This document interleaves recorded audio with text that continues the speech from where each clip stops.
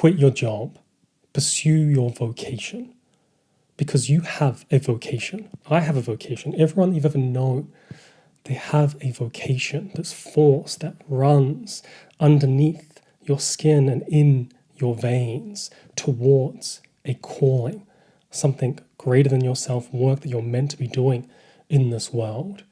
And the Greeks, the ancient Greeks, they were onto this with words like telos or eudaimonia.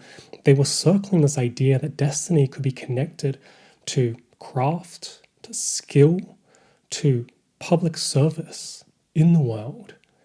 And later on, the medieval Christians, they named it.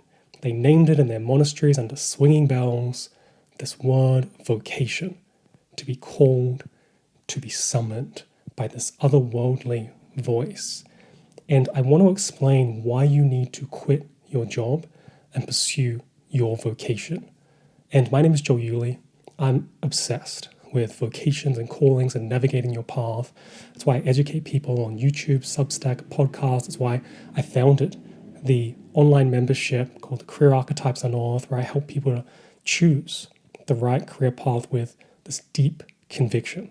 Because it's my belief that every single person has a calling in this world, and to not pursue that calling is to miss out on this absolutely amazing, necessary human experience where you're pursuing your work and service in the world, and in the process, you're unraveling yourself, becoming more of who you are. And people miss out on this all the time because we as a culture, we're disconnected from our vocations in the world. And if we go back to this medieval period where vocation is being named by the Christians, then we can start to get a sense that, hey, they were onto something, but it was within the walls. It wasn't going externally. It wasn't until someone by the name of Martin Luther, not Martin Luther King, Martin Luther, the theologian and priest, who started to redefine vocation around this time because he noticed that sacred work could be done outside of the church walls. It could be found in the farmers who had deep reverence for the land. It could be found in the blacksmiths that would hit their steel with such a thud that it reminded them of Vulcan in the volcanoes. It could be found in sculptors who approached their work, these slabs of marble, and brought forth these beautiful and aesthetic forms in the midst of this soft marble dust. And this idea that our work could be divine started to penetrate into the collective psyche. And as it did this, it started to spread, it started to gain momentum. People started to question, hey, maybe my work can be divine. And as this momentum started to get a roll on, suddenly it stopped. Something went wrong. Something went amiss. We could point at the Enlightenment period. We could point at the Industrial Revolution. We could point even at the modern world and the amount of technological progress that's going on as reasons as to why we've been disconnected from our vocation. Maybe it was the empirical worldview, our obsession with science, but somewhere along the line, we got lost. We got disconnected from our calling. And this is why we need to start to pursue and prepare ourselves to quit our jobs, to leave this way of being. It was Henri de Balzac, the famous French novelist and playwright, and he said, "An unfulfilled vocation drains the color from man's existence." Now, I've felt this. I've been in a job that I absolutely loathed and hated. I felt the drain of color from my life. I've worked with people who have felt the drain of color, who have felt as though they've deteriorated and decayed by pursuing something that they weren't meant for. And this is unfortunately, it's a common experience because we as a society have lost ourselves in the fog of industry, and we've replaced what could be sacred work with this mechanical machinery that spits out at the end of a week a weekly paycheck.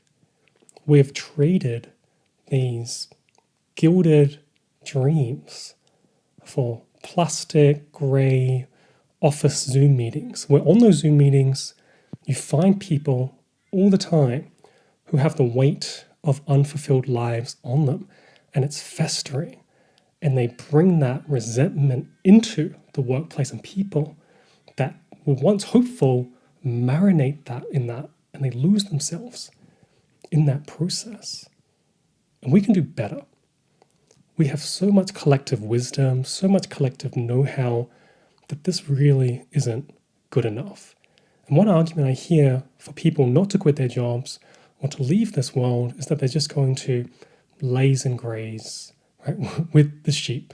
They're going to quit and leave and just walk aimlessly, like a sailor with no compass. And this is not what I'm talking about. Because to pursue a vocation is to pursue a direction with intention, a direction that you feel deeply connected to. And so, to my response around that is simply that the world has lost its way, and they've forgotten that work can have this element of sacred connectivity to it. And whilst I understand the anger and frustration and rage against a world that is not allowing people to properly flourish, there are so many coming out up against capitalism. I'm not actually asking for you to rage against the machine. Instead, I'm asking you to begin to step away from it, to start pouring your effort, your blood, your sweat, your heart into something else, not into something that you don't even revere, that you don't even want to build, that you don't even want to help to create, to take hold of your own fate. From an astrological perspective, this is like a child of Saturn, taking hold and having this realization that the work might be hard, it might be arduous, it might take a long time. However, on the other side is a strong, solid structure that is better suited to my pursuits and to my aims, and that can be erected in such a way that it will last for long periods of time after us. Which is why we need to start to quit our jobs and pursue a vocation, because a vocation is sacred work. This is divine work. This is the divine work that was threaded into your soul. And you might know it when you're closed eyes, viewing internally this atmosphere of a life that you could lead, when you're starting to get the sense that there's something else out there for you. You might know it in feeling, in whispers, in a stillness, when you're in solitude near a river, and you can feel that there's something that has a sense of grandeur to it that you're meant for. However you come to know it, once you start to pursue it, then you can start to unravel yourself out in the world. You can start to see who you actually are. You start to be directed towards something that you're meant to be moving towards, whilst at the same time rooting yourself into existence, not denying existence or wishing it didn't look or feel or act like that way, but instead coming into it. It's funny, Eleanor Roosevelt, she once said, people do not need more vacations, people need more vocations. And if you are someone that is tired, burnt out, over it, know that you're not meant for this, and you're thinking, hey, a vacation, that might be the way, that might solve all my problems. Now, sure, it's going to be great, and if you need a vacation, take a vacation.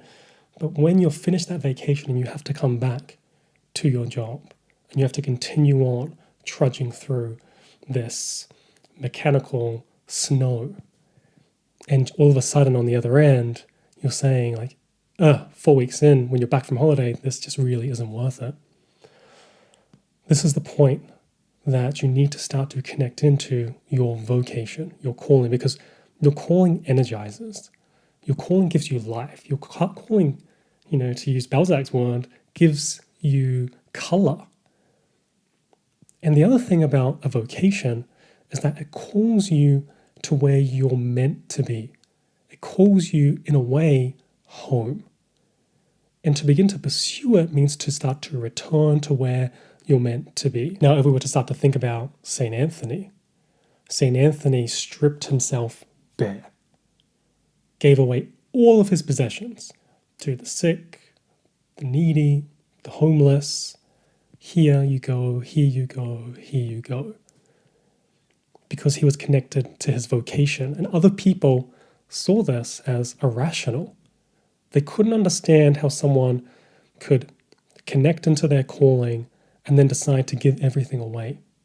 They didn't understand it. When Charles Bukowski, the famous poet, when he decided he was going to go ahead and pursue poetry and left his post office job on the very last day, he had to face judgment, co-workers and whatnot, whispers. He had to deal with that. But he was following something else.